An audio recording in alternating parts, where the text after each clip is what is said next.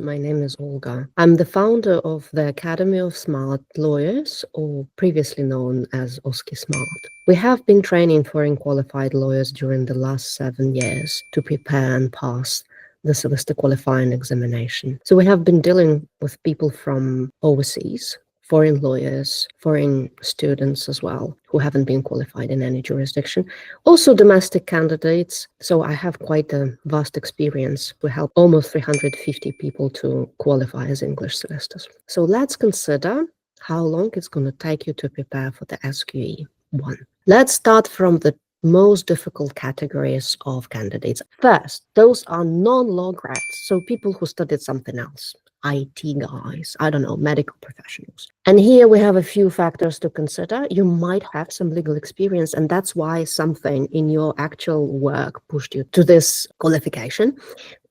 In this case, you may take it into account and, reduce the amount of time required. Another group of the candidates who may struggle a lot are foreign qualified lawyers, those who are from civil law jurisdiction and whose English is not perfect, because English is a big deal here.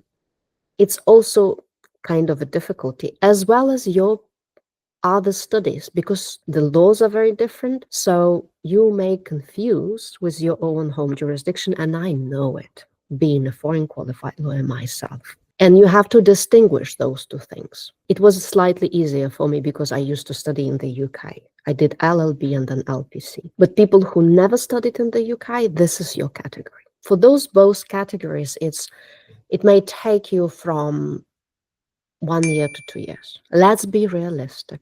I don't see how you can prepare for this difficult exam in 3 months, for sure.